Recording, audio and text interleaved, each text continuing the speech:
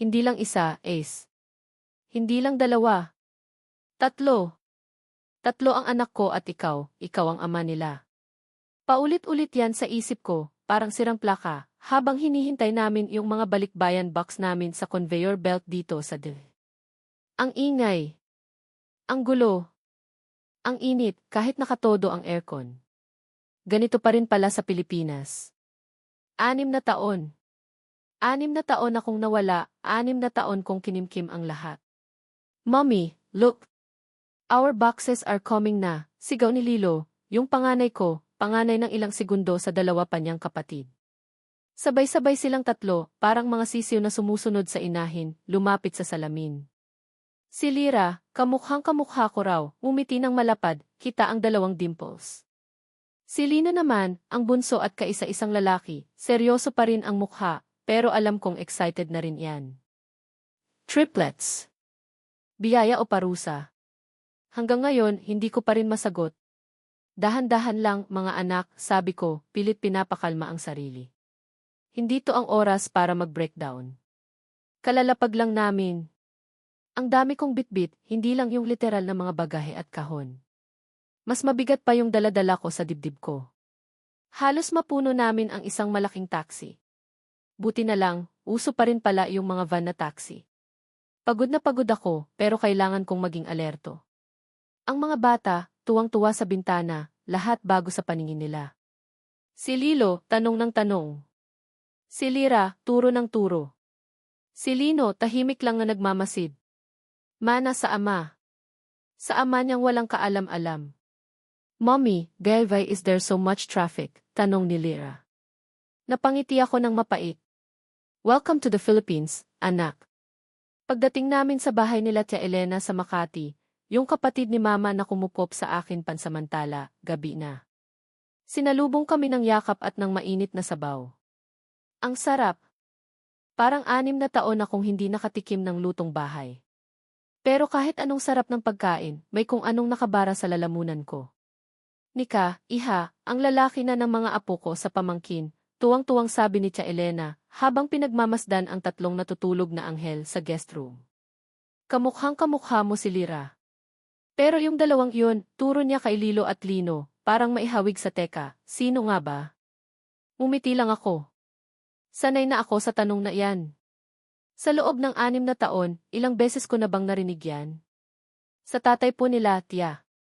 Maikli kong sagot. Lagi namang ganon. Kinabukasan, maaga akong nagising. Jet lag. Lumabas ako para maglakad-lakad. Miss ko na yung init ng araw sa Pilipinas, yung amoy ng pandesal sa umaga, yung ingay ng mga tricycle. Nagpunta ako sa maliit na tindahan sa kanto para bumili ng kape. Habang naghihintay ng sukli, may napansin akong nakasabit sa poste. Isang malaking tarpaulin. Wedding invitation, bulong ko sa sarili. Lumapit ako. Isang pamilyar na ngiti. Isang pamilyar na mukha. Nanlamig ang buong katawan ko. Nanigas ako sa kinatatayuan ko. Si Ace. Si Alejandro Miguel Cervantes Lee. Nakangiti siya sa litrato, katabi ang isang babaeng maganda, mukhang sofistikada. Yung tipo ng babaeng ipapakilala mo sa magulang mo. Hindi yung tipo ko. Ace Ampersand Clarice. Join us as we celebrate our love. Napakuyom ang mga palad ko. Ang kape na hawak ko, parang gusto kong ibuhos sa pagmumukha niya sa tarpaulin. Napatingin ako sa paligid. Hindi lang 1. 2. 3. Halos bawat poste yata sa barangay nila, merong nakasabit na tarpaulin ng kasal nila. Kasal. Magpapakasal siya. Sino nung babae yon? Bakit siya? Yan ang unang pumasok sa isip ko. Hindi. Mali. Ang dapat kong itanong, paano? Paano mo nagawang magdesisyon na magpakasal nang hindi mo man lang alam na may 3 buhay kang iniwan? Na may 3 piraso ng puso mo na humihinga at tumitibok sa ibang sulok ng mundo? Bumalik ako sa bahay nila Tia Elena na parang wala sa sarili.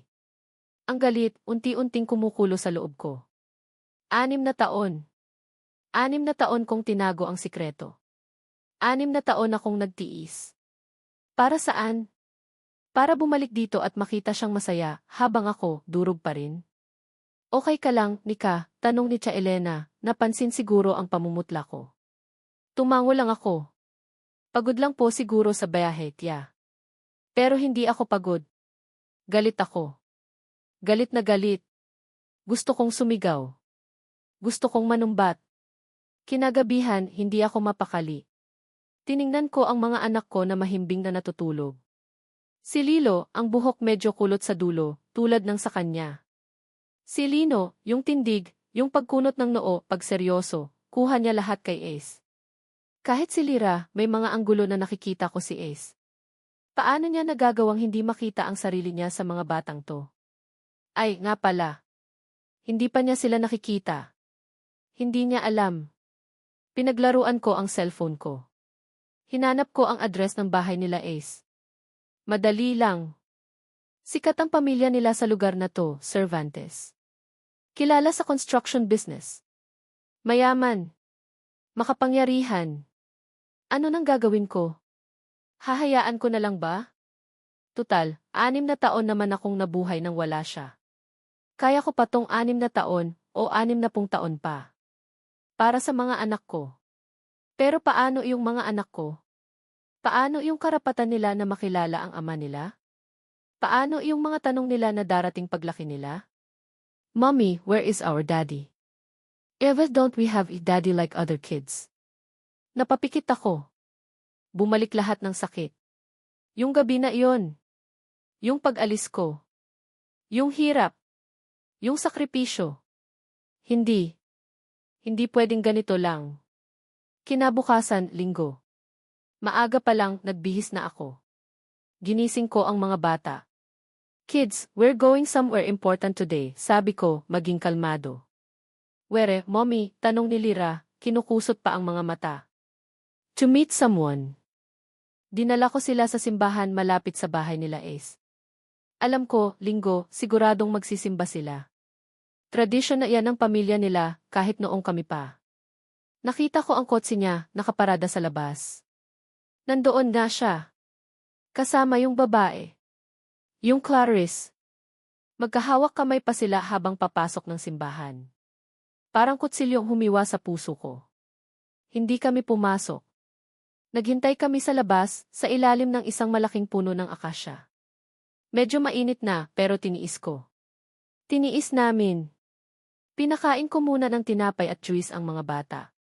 Nang matapos ang misa, isa-isa nang nagsilabasan ang mga tao. Nakita ko sila.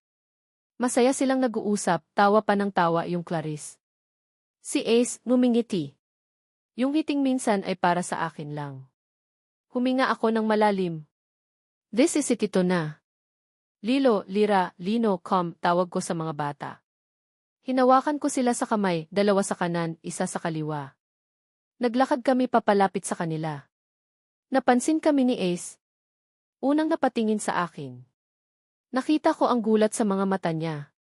Parang nakakita ng multo. Pagkatapos, napatingin siya sa 3 batang hawak ko.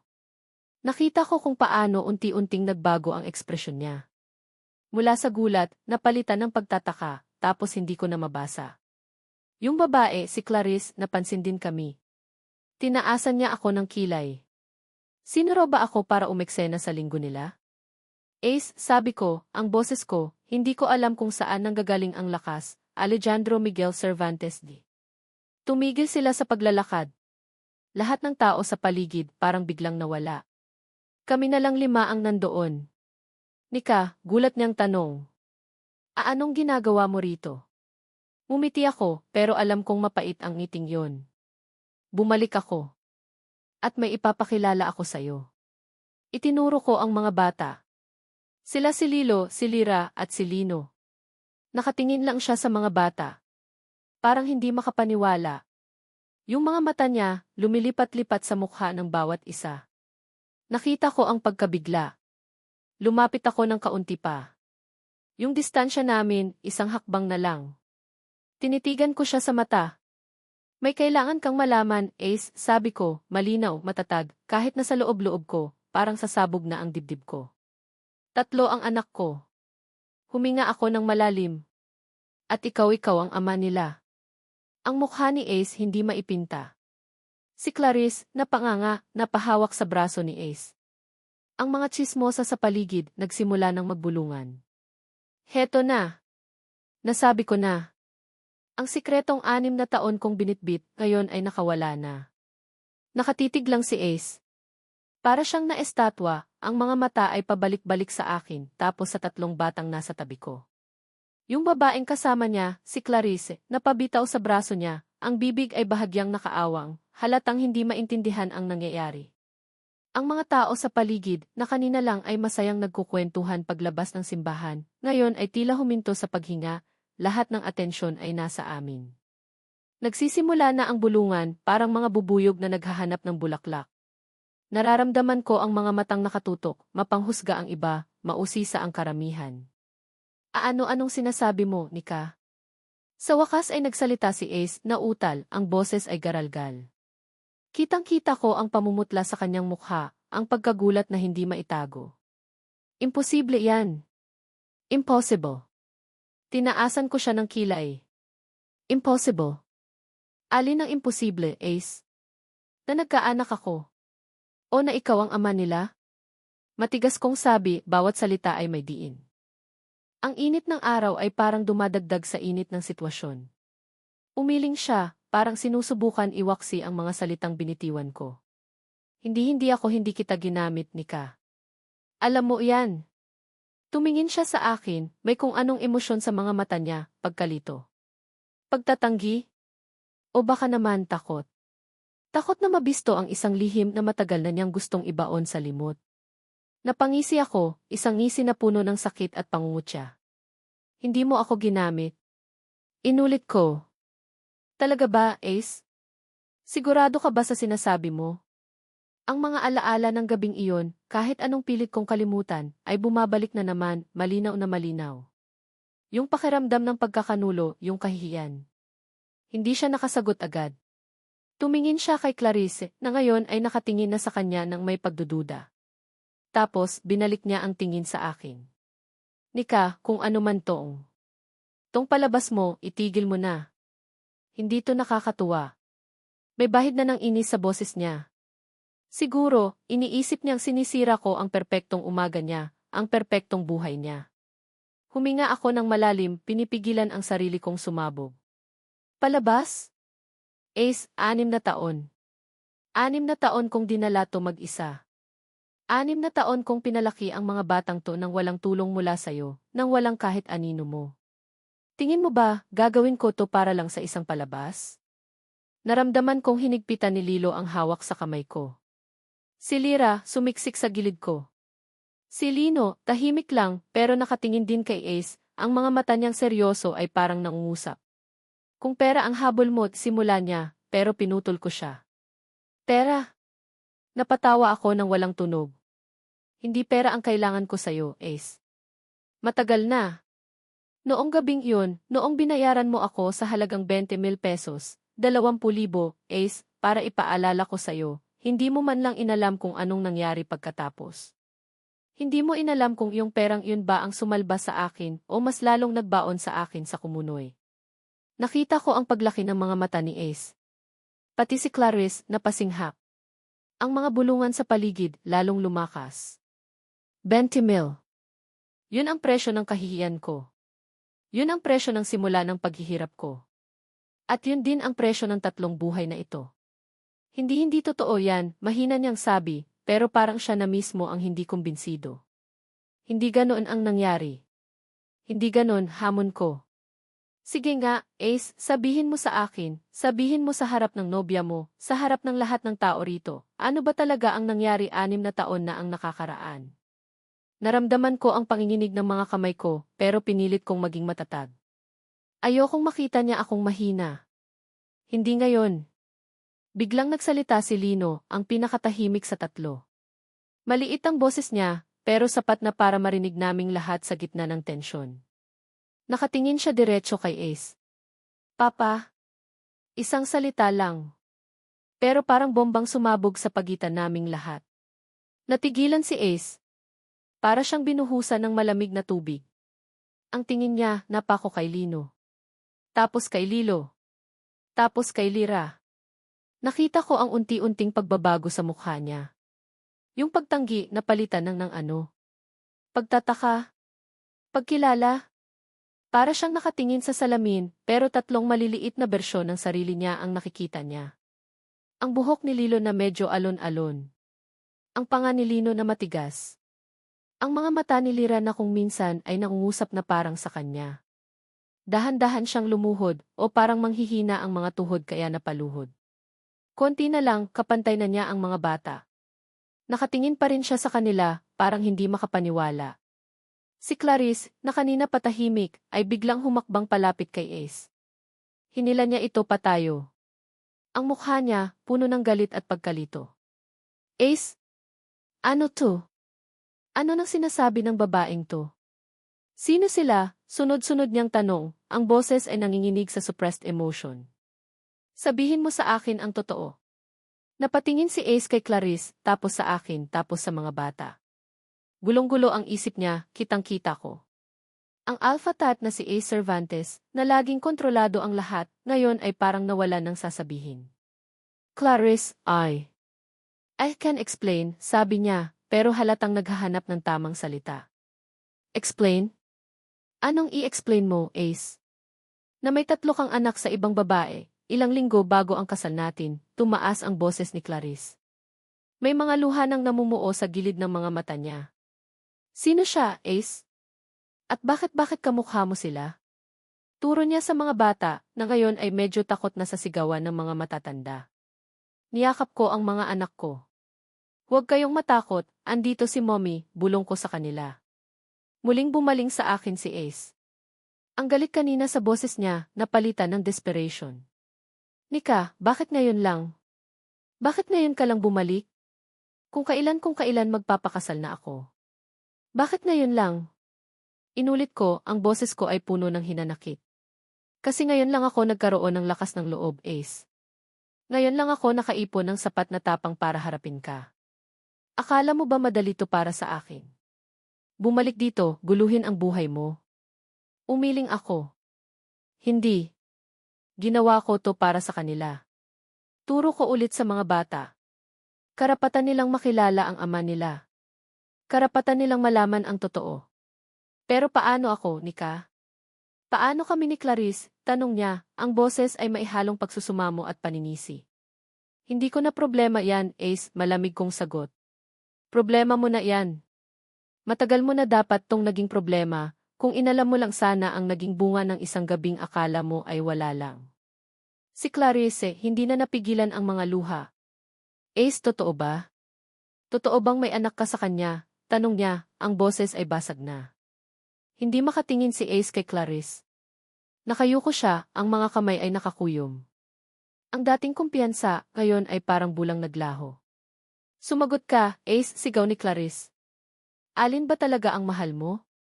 Ang kasal ba natin? O ang multo ng nakaraan mo na bigla na lang sumulpot kasama ang 3 ebidensya? Napabuntong hininga si Ace. Tumingin siya sa akin, tapos sa mga bata, tapos kay Clarice. Ang mukha niya, puno ng pagdurusa.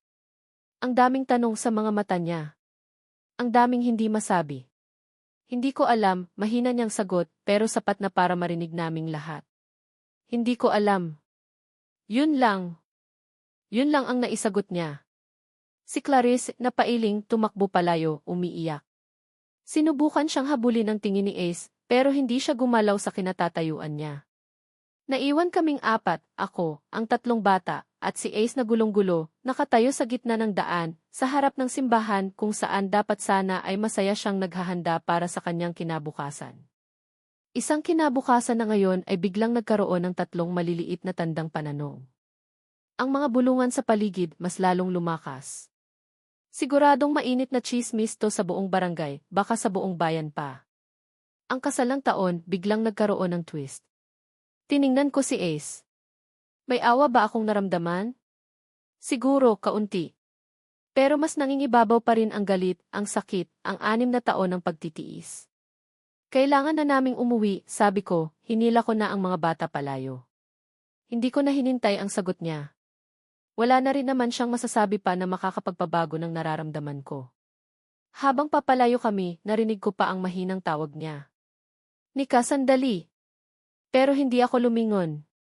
Pag-uwi namin sa bahay ni Tia Elena, dire-diretso ako sa kwarto. Ang mga bata, kahit pagod at medyo naguluhan sa mga nangyari kanina sa simbahan, ay agad namang nakatulog pagkatapos kumain ng tanghalian. Si Tia Elena, ramdam kong maraming tanong, pero pinili na lang niyang manahimik muna. Siguro nakita niya sa mukha ko na wala ako sa kondisyon para magpaliwanag. Humiga ako sa kama, nakatitig sa kisam. Ang mga eksena kanina, paulit-ulit na naglalaro sa isip ko. Ang gulat sa mukha ni Ace. Ang galit at sakit sa mga mata ni Clarice. Ang tanong ni Lino na kay Papa, na tumarak hindi lang sa puso ni Ace, kundi pati na rin sa akin. Napapikit ako.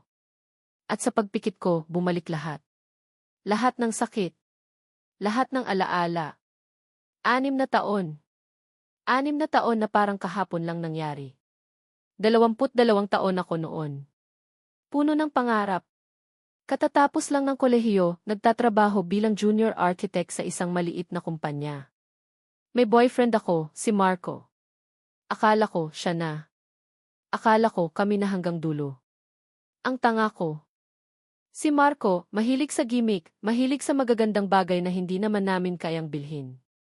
Lagi siyang may racket, laging may diskarte. Isang gabi, niyaya niya akong lumabas.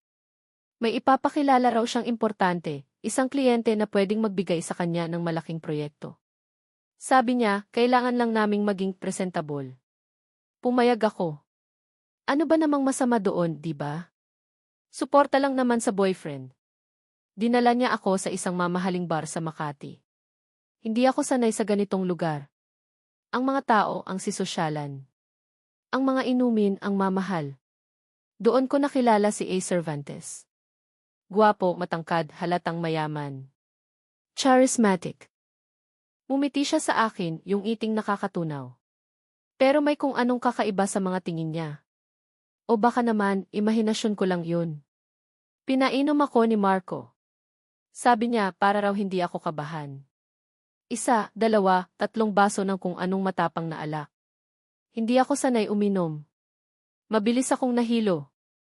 Ang huli kong natatandaan, tawa ni Marco, ang kamay ni A sa braso ko, at ang pakiramdam na parang umiikot ang buong paligid. Nagising ako sa isang kwarto ng hotel. Mag-isa. Masakit ang ulo ko, masakit ang buong katawan ko. May mga flash ng alaala, isang madilim na kwarto, mga anino, mga kamay. Napahagulhol ako. Hindi ko alam kung ano ang nangyari, pero alam kong may mali. May masamang nangyari. Sa ibabaw ng side table, may sobre. Sa loob, 20,000. At isang maikling note, thanks for last night. Ni. Walang pangalan ni Marco. Alejandro. Ace. Parang gumuho ang mundo ko. Tinawagan ko si Marco paulit-ulit. Hindi siya sumasagot. Pinuntahan ko siya sa apartment niya. Wala siya. Naglaho na parang bula. Doon ko naintindihan. Pinagpalit ako ni Marco. Ibinenta niya ako. Para sa pera. Para sa proyekto. Ang sakit, parang sinasaksak ang puso ko ng paulit-ulit. Umalis ako. Umalis ako sa trabaho ko, sa apartment na tinutuluyan ko. Lumayo ako sa lahat ng nakakakilala sa akin. Nagpunta ako sa probinsya ng lola ko, dala ang kahihiyan at ang basag kong puso. Doon, ilang linggo ang lumipas, nagsimula akong makaramdam ng kakaiba. Pagkahilo. Pagsusuka. Takot. Nag-positive ang pregnancy test. 1, 2, 3. Lahat positive. Hindi ko alam ang gagawin ko. Mag-isa lang ako. Walang mapagsabihan. Walang malapitan. Ang pamilya ko nasa ibang bansa. Ang mga kaibigan ko nahihiya akong harapin.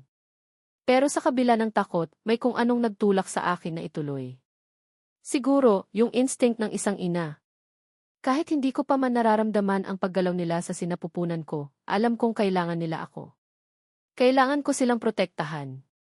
Nagdesisyon akong mangibang bansa.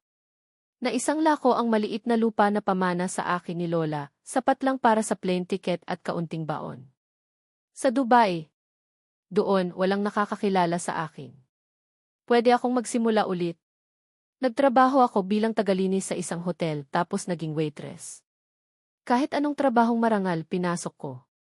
Kailangan kong makaipon. Para sa anak ko.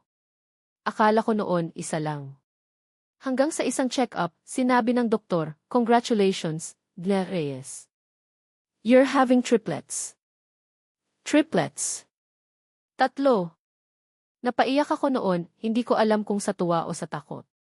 Paano ko bubuhayin ang 3 bata ng mag-isa? Sa ibang bansa pa. Pero tinulungan ako ng Diyos. Nakilala ko si Yaya Hilda, isang Pilipina rin, matagal nang nagtatrabaho sa Dubai. Siya ang naging nanay ko, kapatid, kaibigan. Siya ang kasama ko noong nanganak ako. Isang mahirap na panganganak. Halos mamatay ako. Pero nang marinig ko ang iyak nilang 3, parang nabuhayan ako ulit. Lilo. Lira. Lino. Ang 3 anghel ko. Ang 3 dahilan ko para mabuhay. Mahirap ang buhay sa Dubai. Doble kayod, triple kayod. Minsan, 2 lang ang tulog ko sa isang araw. Pero sulit lahat kapag nakikita ko silang natutulog ng mahimbing, kapag naririnig ko ang mga tawa nila, kapag niyayakap nila ako. Sila ang lakas ko. Sila ang inspirasyon ko. Minulat ko ang mga mata ko. May mga luha na palang tumutulo mula sa gilid ng mga mata ko. Pinunasan ko yun. Ang sakit ng nakaraan nandito pa rin. Pero hindi na kasing tindi ng dati. Siguro dahil sa mga anak ko. Sila ang naging gamot sa mga sugat ko. Bumangon ako at lumapit sa bintana. Tanaw ko mula rito ang mga bubong ng mga bahay sa barangay. Ang ingay ng mga sasakyan, ang sigawan ng mga bata sa kalye. Buhay na buhay ang Pilipinas. Ang bayang iniwan ko 6 na taon na ang nakakaraan. Ang bayang pinagmulan ng ama ng mga anak ko. Hindi ko pinili na mag-isa.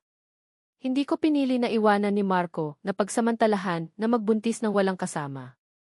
Pero pinili kong itaguyod ang mga anak ko. Pinili kong lumaban. Pinili kong maging ina at ama para sa kanila. At hindi ko iyon pinagsisisihan. Tiningnan ko ang mga anak ko na natutulog pa rin. Ang papayapa ng mga mukha nila. Si Lilo, nakayakap sa unan niyang maliit. Si Lira, medyo nakaawang ang bibig, humihilik ng bahagya. Si Lino, nakatalukbong ng kumot hanggang lig. Lahat ng sakit ko, lahat ng hirap ko, worth it kayong lahat, bulong ko sa hangin. Kahit ano nang mangyari, hindi ko kayo pababayaan. Hinding-hindi. Pero ngayon, may bago akong laban na kailangang harapin. Ang laban para sa katotohanan. Ang laban para sa karapatan ng mga anak ko. At ang laban sa sarili ko, kung kaya ko bang patawarin si Ace, kung kaya ko bang bigyan siya ng pagkakataon na maging ama sa mga batang hindi niya alam na nabubuhay pala. Napabuntong hininga ako. Ang hirap. Ang gulo. Kinuha ko ang cellphone ko. May ilang missed calls. Mula kay Ace. Hindi ko sinagot. Ano pa bang sasabihin niya? Na sorry siya. Na hindi niya sinasadya. Nagulong-gulo siya. Alam ko na iyon. Nakita ko na sa mga mata niya kanina. Pero hindi sapat ang sorry. Hindi sapat ang pagkalito. 6 na taon, Ace. 6 na taon kang wala. 6 na taon na kaming nagtiis. Hindi mo iyon mabubura ng isang sorry lang. Narinig kong bumukas ang pinto. Si Tia Elena, may dalang isang baso ng tubig. Uminom ka muna, Nika. Kanina ka patulala dyan, sabi niya, may pag-aalala sa boses. Umiti ako ng pilit. Salamat po, Tia. Umupo siya sa tabi ko. Alam mo, Iha, hindi ko alam ang buong kwento. At hindi kita pipiliting magkwento kung hindi ka pa handa. Pero gusto ko lang malaman mo na nandito lang ako. Kami ng mga bata. Hindi ka nag-iisa. Tumango ako, pinipigilan ang luhang gustong kumawala na naman. Salamat po, Tia. Malaking bagay po iyon. Ano ng plano mo ngayon, tanong niya. Umiling ako. Hindi ko pa po alam, Tia. Sa totoo lang, hindi ko alam kung bakit pa ako bumalik dito. Siguro, para lang talaga malaman niya. Para lang may pananagutan siya kahit papaano. At pagkatapos, nagkibit balikat ako. Hindi ko pa po alam. Siguro, babalik na lang kami sa Dubai.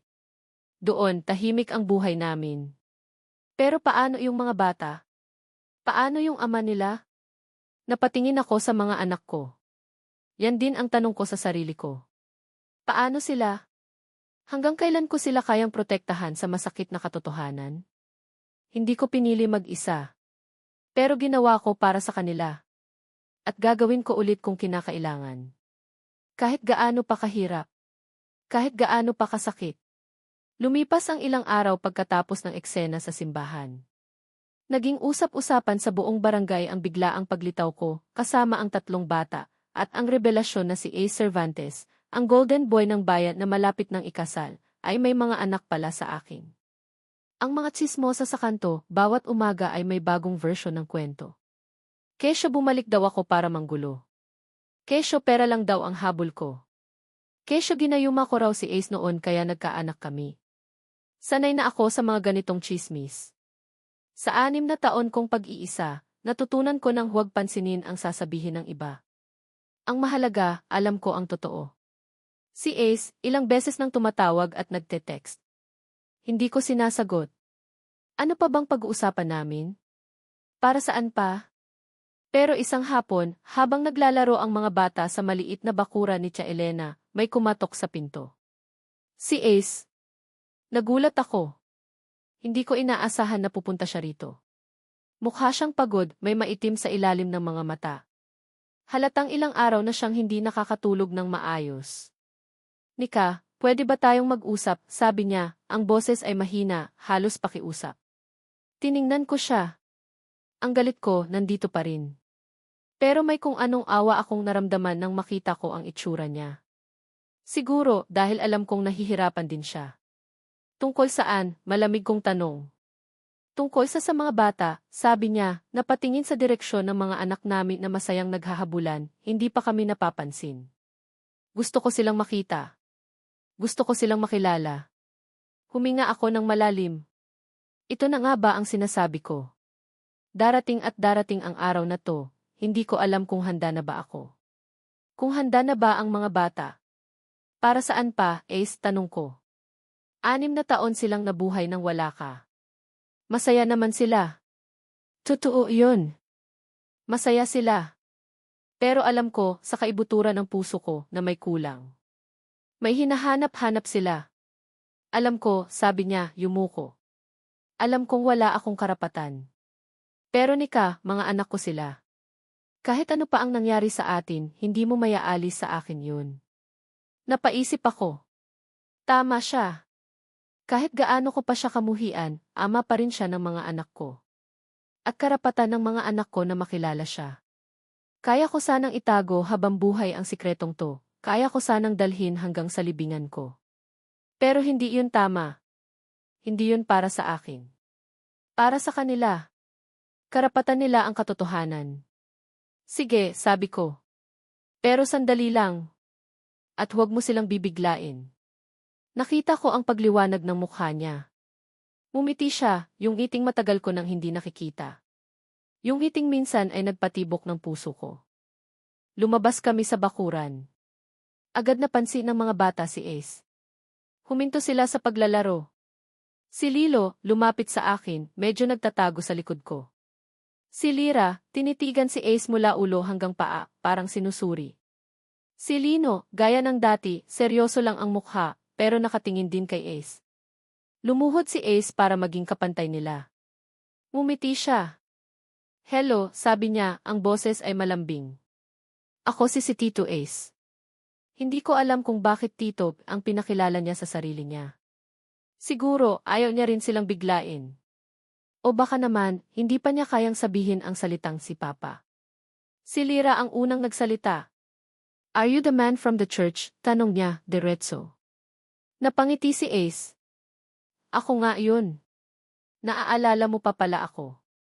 Tumango si Lyra. Mommy was angry at you. Napatingin sa akin si Ace, tapos umiti ulit kay Lyra. Medyo nagalit si Mommy sa akin. Si Lilo, medyo lumuwag na ang pagkakakapit sa akin. Well, was Mommy angry, usisa niya. Bago pa makasagot si Ace, sumingit na ako. Kasi matagal na kaming hindi nagkita ni Tito Ace nyo. Kaya medyo nagulat lang si Mommy. Palusot, Nagsimulang magtanong ang mga bata kay Ace. Kung saan siya nakatira. Kung ano ang trabaho niya. Kung may alaga ba siyang aso. Si Ace, matyagang sumasagot sa lahat ng tanong nila. Nakita ko kung paano unti-unting nawawala ang hiya ng mga bata. Natural lang. Dugo niya sila May koneksyon na hindi maipaliwanag. Maya-maya, nagyaya si Ace na bumili ng ice cream. Treat ko, sabi niya, nakangiti. Nagkatinginan ang mga bata, tapos tumingin sa akin, humihingi ng permiso. Tumango ako. Sige, pero huwag kayong lalayo. Lumabas sila ng gate, si Ace, hawak sa kamay sina Lilo at Lyra. Si Lino, naglalakad sa tabi niya. Naiwan akong nakatayo sa may pinto, pinagmamasdan sila habang papalayo. May kung anong kumirot sa dibdib ko. Isang halo ng saya at lungkot. Saya, dahil nakikita kong masaya ang mga anak ko. Lungkot, dahil naisip ko, sana ganito kami palagi. Sana naging iba ang lahat. Sumunod ako ng palihim. Nagtago ako sa likod ng isang malaking puno, hindi kalayuan sa tindahan ng ice cream. Pinanood ko sila. Nakita ko kung paano alalayan ni Ace si Lyra sa pag-upo sa bench. Nakita ko kung paano niya punasan ang bibig ni Lilo na puno ng tsokolating ice cream. Nakita ko kung paano siya makipag-asaran kay Lino. Para silang normal na pamilya. Isang ama at ang kanyang 3 anak. Hindi ko napigilan ang sarili ko. Ngumiti ako. Isang ngiti na matagal ang hindi sumisilay sa mga labi ko kapag naiisip ko si Ace. Isang ngiti na may halong kilig. Kilig! Sa edad kong to. Pagkatapos ng lahat, napailing ako. Ano ba tong nararamdaman ko? Pagbalik nila, masaya pa rin ang mga bata. Puno ng kwento tungkol sa ice cream at sa mga asong nakita nila sa daan. Mommy, Tito Ace is so fun, sabi ni Lyra, niyakap ako. Can he come back again, Mommy? Tanong ni Lilo. Napatingin ako kay Ace. Nakangiti siya, pero may lungkot sa mga mata niya. Alam kong naririnig niya ang mga sinasabi ng mga bata. Alam kong gusto niyang bumalik ulit. Tingnan natin, sabi ko, isang sagot na hindi rin hindi. Nang paalis na si Ace, lumapit siya sa akin. Salamat Nika, sabi niya, mahina. Salamat sa pagkakataon. Tumango lang ako. Bibigyan ko sila ng lahat, Nika, dagdag niya, maseryoso na ngayon. Lahat ng kailangan nila. Lahat ng hindi ko naibigay sa loob ng 6 na taon. Susubukan kong bumawi. Huminto siya sandali tapos tumingin sa mga mata ko. Pero pwede ba ako rin? Pwede bang bigyan mo rin ako ng pagkakataon? Natigilan ako. Hindi ko inaasahan ang tanong na iyon. Akala ko, tungkol lang sa mga bata ang lahat ng to. Pero ngayon, hinihingi niya ang pagkakataon para sa sarili niya. Para sa amin? Umiling ako. Hindi ko alam, Ace, sabi ko, totoo. Hindi ko pa alam kung pwede pang bumuo mula sa durog. Masyado pang maaga. Masyado pang sariwa ang lahat. Nakita ko ang pagbagsak ng balikat niya. Pero tumango siya. Naiintindihan ko. Pagkaalis ni Ace, pumasok ako sa loob ng bahay, gulong-gulo pa rin ang isip. Ang puso ko nagtatalo. Isang parte, gustong maniwala. Gustong umasa. Gustong bigyan siya ng pagkakataon. Pero yung isang parte, natatakot. Natatakot masaktan ulit. Natatakot magtiwala ulit. Kaya ko sanang itago habang buhay ang katotohanan para protektahan ang sarili ko. Pero hindi ko kayang ipagkait sa mga anak ko ang karapatan nilang magkaroon ng ama. Ngayon, ang tanong, kaya ko bang buksan ulit ang puso ko para sa lalaking minsan nang dumurog nito? Ang pagkalito, ang kilig, ang takot. Lahat yon naghahalo-halo sa dibdib ko. Hindi ko alam kung saan ako dadalhin ang lahat ng to, pero isa lang ang sigurado ako. Ang desisyon na gagawin ko ay hindi lang para sa akin, kundi para na rin sa 3 maliliit na taong nagbibigay ng kulay at kahulugan sa buhay ko. Ilang linggo pa ang lumipas matapos ang unang pagtatagpo ni Ace at ng mga bata. Naging regular na ang pagdalaw niya. Tuwing Sabado o Linggo, darating siya, minsan may dalang pasalubong, mga laruan na ikinatutuwa ni na Lilo at Lino, o kaya ay mga paboritong pagkain ni Lyra. Minsan, dinadala niya sila sa parke para maglaro, o kaya isa mall para manood ng kiddie movies. Ako naman, laging nakabuntot, kunwari chaperone, pero ang totoo, binabantayan ko pa rin si Ace. Hindi pa rin buo ang tiwala ko sa kanya, kahit na nakikita ko ang effort niya na mapalapit sa mga anak namin. Si Clarice, ang dapat sana ay mapapangasawa ni Ace, wala na akong nabalitaan. Narinig ko lang sa mga chismis sa palengke na umalis daw ito, nagbakasyon sa ibang bansa para makalimot. Hindi ko alam kung dapat ba akong makonsensya. Siguro, kaunti. Dahil sa pagbabalik ko, nasira ang isang relasyon. Pero hindi ko naman iyon sinadya. Ang tanging hangad ko lang naman ay ang malaman ni Ace ang tungkol sa mga anak namin at ang panagutan niya sila. Kung ano man ang naging desisyon nila ni Clarice, sa kanila na iyon. Ang mga bata, unti-unti nang nasasanay sa presensya ni Ace. Hindi na Tito Ace ang tawag nila, kundi Daddy Ace na, atas na rin mismo ni Ace. Noong una, nag-aalangan pa sila, lalo na si Lino na pinakaseryoso. Pero si Ace matyaga. Kinakausap niya sila, kinakalaro, pinakikinggan ang mga kwento nila tungkol sa kung ano-anong bagay. Nakikita ko ang saya sa mga mata ng mga anak ko kapag kasama nila si Ace. Isang saya na alam kong hindi ko kayang ibigay ng buo dahil kulang sila ng ama. Isang gabi, Biyernes, kararating lang ni Ace mula sa trabaho. Dumaan siya para dalhan ng pizza ang mga bata, paborito nila.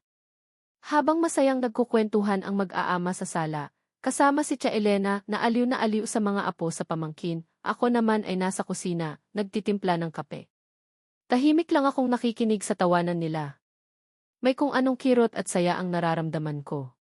Kirot, dahil naaalala ko ang mga taon na wala si Ace sa buhay ng mga anak ko. Saya, dahil kahit papaano, nagkakaroon na sila ng ama. Bigla, may malakas na kalabog sa pinto.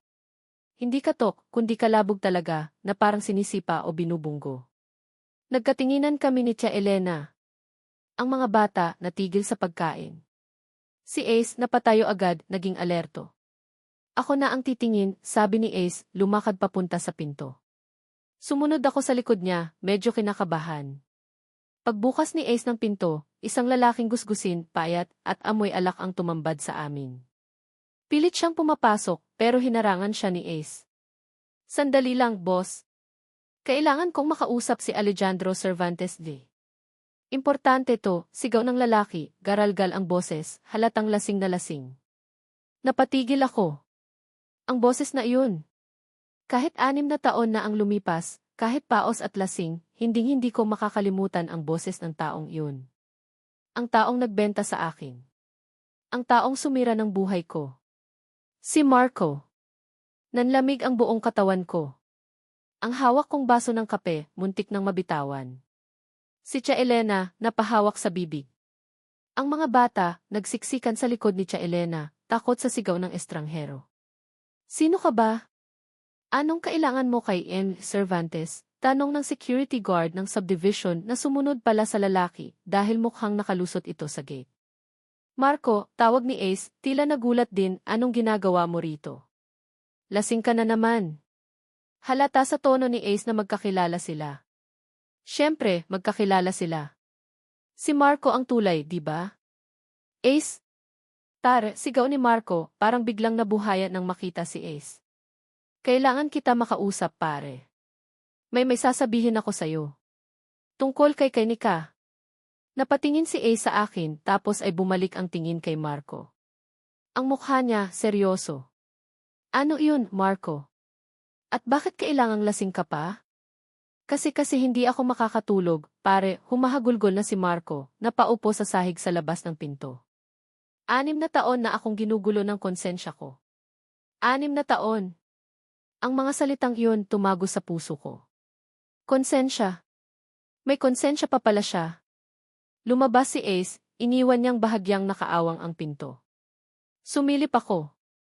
Tinulungan niyang tumayo si Marco.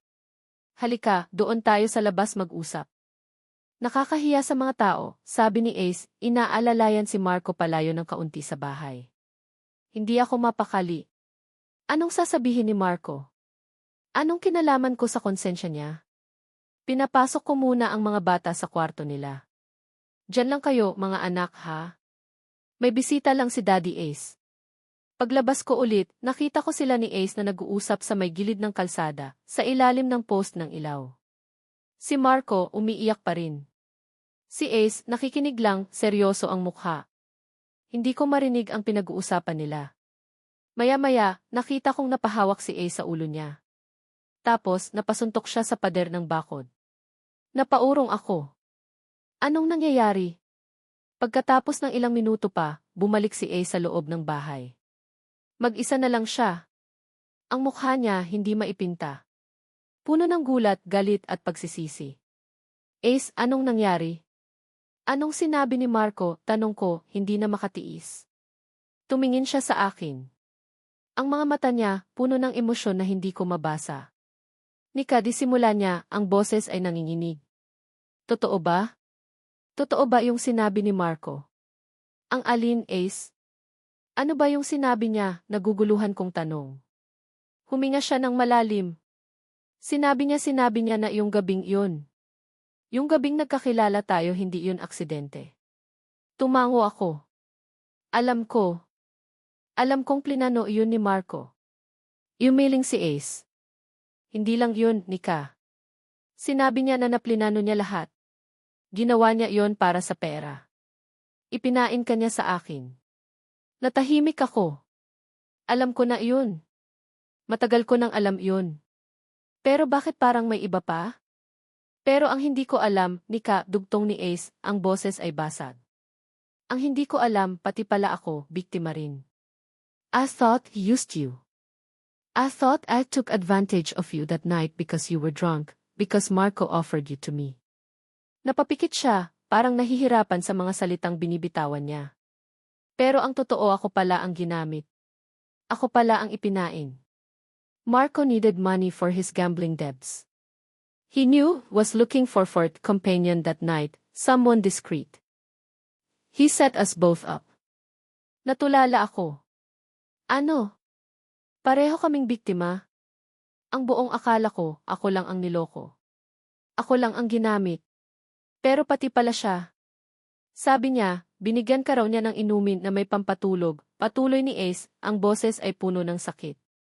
Kaya pala wala kang maalala. Nika, I swear, hindi ko alam.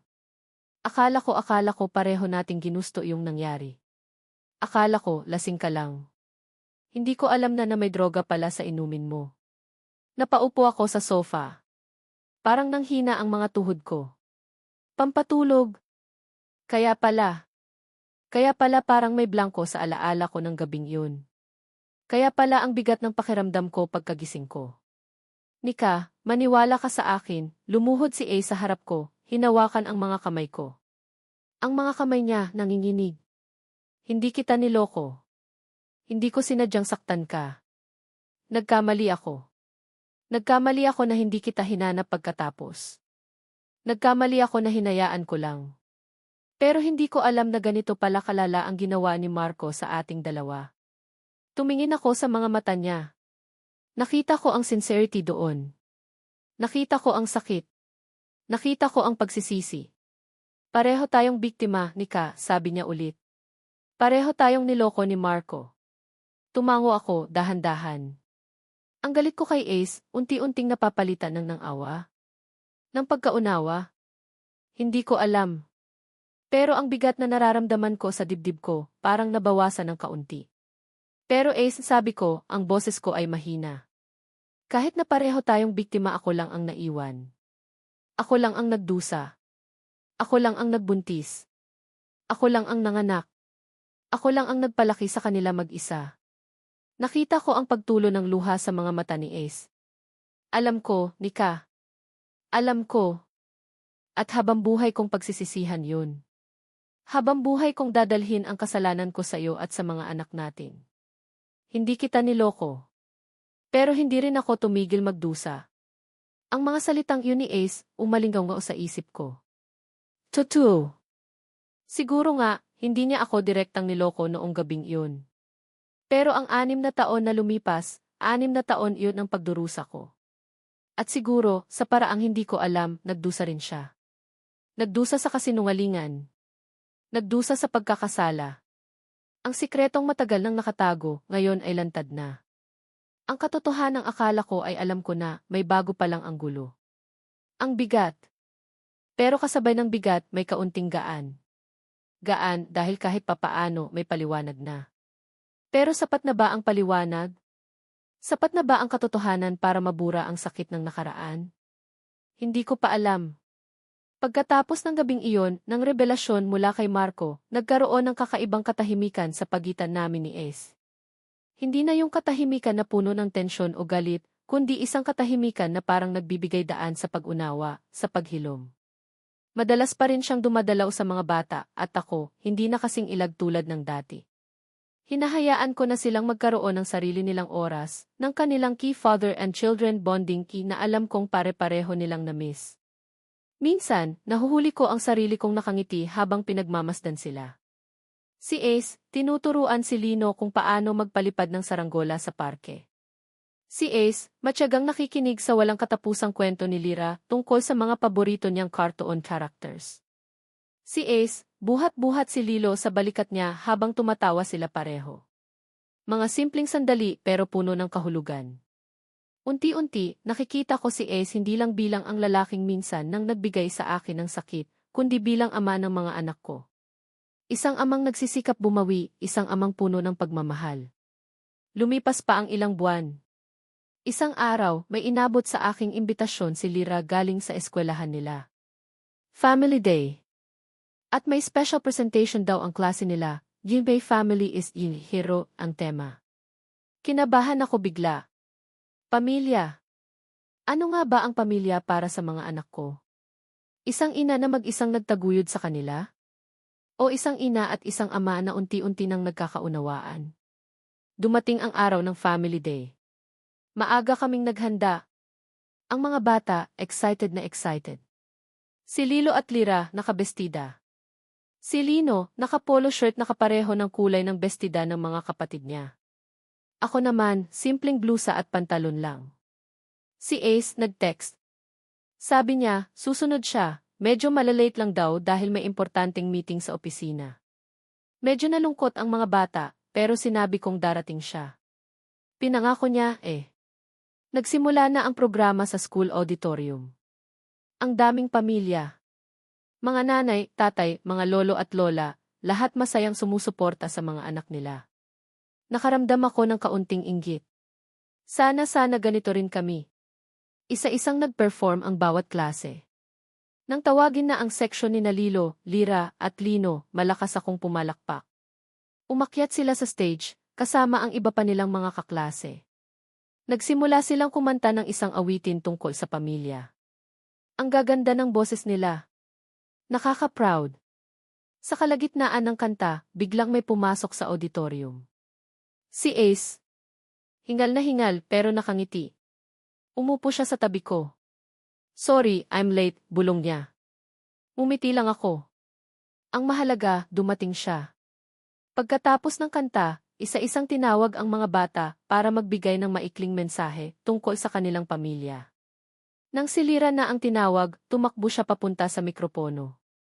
If a family is the hero, masigla niyang sabi. If the mommy is my hero because she is strong and she loves us very much. And huminto siya sandali, tapos ngumiti ng malapad. If Daddy Ace is also the hero because he plays with us and buys us ice cream. Nagtawanan ang mga tao. Napangiti ako. Si Ace naman, kitang-kita ko ang pamumula ng tenga. Sumunod si Lilo. My mommy is super. And Daddy Ace is super too. Tapos si Lino. Seryoso pa rin ang mukha. Lumapit sa mikropono. My mommy is the best and Daddy Ace is okay. Nagtawanan ulit ang audience. Kahit si Lino, napangiti na rin. Pagkatapos ng presentation ng mga bata, akala ko tapos na. Pero biglang nagsalita ulit ang MC. And now, we have a very special surprise number. Isang ama na gustong magbigay ng mensahe sa kanyang pamilya. Nagulat ako. Sino kaya iyon? Napatingin ako sa paligid. Bigla, nakita kong paakyat si Ace sa stage. Hawak niya ang mikropono. Ano nang ginagawa niya? Good morning po sa inyong lahat, bati ni Ace. Pasensya na po kung medyo ipal ako sa programa. Ngumiti siya. May gusto lang po akong sabihin, sa harap ninyong lahat, lalo na sa tatlong pinakamahalagang tao sa buhay ko ngayon. Tumingin siya sa direksyon namin. Sa mga anak namin. Tapos sa akin. Nanuyo ang lalamunan ko. Ano to? Lilo, Lira, Lino, sabi ni Ace, ang boses niya ay malinaw at matatag. Alam nyo, kayo ang pinakamagandang sorpresa na dumating sa buhay ko. Hindi ko kayo inaasahan, pero kayo pala ang matagal ko nang hinahanap. Kayo ang nagbigay ng bagong kulay, ng bagong kahulugan sa lahat. Nakita kong napangiti ang mga bata. Si Lira, kumakaway pa kay Ace. Tapos, tumingin si Ace sa akin. Diretso sa mga mata ko. Nika, ihuminga siya ng malalim. Alam ko, marami akong pagkukulang sa'yo. Marami akong pagkakamali. Nasaktan kita. Nasaktan ko kayo. At walang araw na hindi ko iyon pinagsisihan. Nagsimula ng mamasa ang mga mata ko. Ang mga tao sa paligid tahimik na nakikinig. Hindi ko na maibabalik ang nakaraan, Nika. Hindi ko na mababago ang mga nangyari. Pero gusto kong simulan ang ngayon. Gusto kong simulan ulit. Kasama ka. Kasama ang mga anak natin. Bigla, lumuhod si Ace sa stage. Sa harap ng lahat. Sa harap ng mga anak namin. May kinuha siya sa bulsa niya. Isang maliit na kahon. Binuksan niya iyon. Isang sing-sing. Simple lang pero kumikinang. Napasinghap ako. Ang mga tao sa paligid nagsimula ng magbulungan, maihalong kilig at gulat. Pati ang mga anak namin nagulat. Wow, sabi ni Lira. Nika, sabi ni Ace, ang boses niya ay medyo nanginginig na. Hindi to proposal na kasing ganda ng mga napapanood mo sa scene. Walang fireworks, walang banda. Pero ito, totoo. Galing sa puso ko. 6 na taon kang nawala sa akin, pero sa 6 na taon na yun, hindi ka nawala sa puso ko. Siguro, hindi ko lang alam noon. Siguro, kailangan ko munang makilala ang tatlong anghel na to para maintindihan ko kung ano talaga ang mahalaga. Hindi ko inaasahan na babalik ka. Hindi ko inaasahan na may mga anak pala tayo. Pero ngayon, hindi ko na kaya pang isipin ang buhay ko nang wala kayo. Nika, gusto kong maging tahanan mo. Gusto kong maging tahanan nating 4.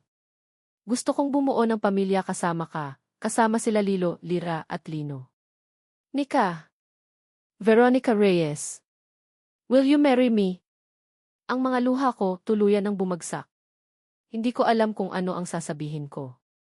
Ang puso ko parang sasabog sa halo-halong emosyon. Saya. Kilig. Pag-asa. At kaunting takot pa rin. Tumingin ako sa mga anak ko. Nakangiti sila sa akin, ang mga mata nila ay kumikinang. Parang sinasabi nila, go, mommy. Say yes. Tumingin ulit ako kay Ace. Nakaluhod pa rin siya, naghihintay. Ang mga mata niya, puno ng pag-asa, ng pagmamahal. Huminga ako ng malalim. Pinunasan ko ang mga luha ko. Hindi ko inaasahan to, pero siguro, ito na yung tamang panahon. Ito na yung tamang pagkakataon. Para sa kanila. At para sa amin. Dahan-dahan akong tumango. Yes, Ace, sabi ko, ang boses ko ay basag pero puno ng kaligayahan. Yes. Para sa kanila at para sa tin. Isang malakas na palakpakan at hiyawan ang umalinggangao sa buong auditorium. Tumayo si Ace, ang ngiti niya ay abot hanggang tenga. Sinuot niya ang singsing sa daliri ko. Pagkatapos, niyakap niya ako ng mahigpit. Niyakap ko rin siya pabalik. Ang mga anak namin tumakbo papunta sa amin, yumakap sa mga binti namin. Narinig ko ang tawa ni Lilo, ang sigaw ni Lira na diyehe, at ang mahinang sabi ni Lino na, good job, Daddy. Sa gitna ng yakap naming 4, naramdaman ko ang tunay na kapayapaan. Ang tunay na kaligayahan. Ang sugat na nakaraan, hindi pa man tuluyang naghilom, pero alam kong unti-unti na itong gagaling. Dahil ngayon, hindi na ako nag-iisa. May pamilya na ako. Isang pamilyang buo. Isang pamilyang puno ng pagmamahal. Hindi ko inaasahan. Pero si Ace pa rin, siya pa rin ang gusto kong maging bahay. At sa wakas, uuwi na ako. Uuwi na kami. Minamahal kong mga mambabasa, Una sa lahat, mula po sa kaibuturan ng aking puso, maraming salamat sa inyong walang sawang pagsubaybay at pagtangkilik sa kwento ni Nika, Ace, at ng kanilang tatlong anghel, sina Lilo, Lira at Lino. Ang bawat tapik ng keyboard, bawat salitang nabuo, ay inaalay ko sa inyo na naging inspirasyon at lakas ko upang tapusin ang nobelang ito. Naging isang emosyonal na paglalakbay ang pagsulat ng tatlo ang anak ko, isa ang ama mo. Bawat kabanata, bawat eksena, ay parang personal kong naramdaman, ang sakit, ang galit, ang pag-asa, ang kilig, at higit sa lahat, ang walang kapantay na pagmamahal ng isang ina. Para akong naging sinika, dinadala ang bigat ng nakaraan, pero puno ng tapang para sa kinabukasan ng kanyang mga anak. Naramdaman ko rin ang pagkalito at pagsisisi ni Ace, at ang unti-unting paghilom ng kanilang mga puso. Sa bawat paglalarawan ng ating pang-araw-araw na buhay, ang init ng jeepney, ang ingay ng fiesta sa barangay, ang sarap ng simpleng hapunan kasama ang pamilya, ang mga tsismis sa kanto, sinikap kong maging totoo at malapit sa inyong mga puso. Nais kong iparamdam na ang kwentong ito ay hindi lang basta katang-isip, kundi salamin din ng ating mga karanasan bilang Pilipino. Ang pangunahing mensahe na nais kong iparating sa pamamagitan ng kwentong ito ay ang walang hanggang sakripisyo at pagmamahal ng isang ina. Ang lakas na kayang ibigay ng pag-ibig, hindi lang para sa isang minamahal, kundi para sa mga bunga nito. Nais ko ring ipakita ang kahalagahan ng pagpapatawad, hindi lang sa iba, kundi pati na rin sa ating sarili, upang makalaya tayo sa mga tanikala ng nakaraan. Ang pagbibigay ng pangalawang pagkakataon sa pag-ibig at sa buhay, dahil lahat tayo ay may karapatang lumigaya. At higit sa lahat, ang karapatan ng bawat bata na makilala ang kanilang pinagmulan at maramdaman ang pagmamahal ng kumpletong pamilya sa abot ng makakaya. Umaasa po ako na sa pagbabasa ninyo ng kwentong ito, may mga aral kayong napulot, may mga damdaming naantig, at may mga ngiting sumilay sa inyong mga labi. Naway nagbigay ito ng inspirasyon na kahit gaano pa tayo nasaktan o nadapa, laging may pag-asang bumangon at magsimula muli. Kung naantig po kayo ng kwentong ito, at kung sa tingin ninyo ay may iba pang makakarelate o matututo mula rito, huwag po kayong mag-atubiling ibahagi ito sa inyong mga kaibigan at kakilala. Mag-iwan din po kayo ng inyong mga komento at saloobin. Nais ko pong marinig ang inyong mga boses, ano ang paborito ninyong eksena? Sinong karakter ang pinakatumago sa inyo? Anong aral ang inyong natutunan? Ang inyong mga reaksyon at insight ay napakahalaga sa akin bilang manunulat. Muli, maraming salamat po sa inyong oras at pagmamahal. Kayo po ang tunay na mga bida sa likod ng bawat kwentong aking isinusulat. Hanggang sa susunod nating pagkikita sa mga pahina ng iba pang kwento. Lubos na gumagalang at nagpapasalamat. Ang inyong manunulat.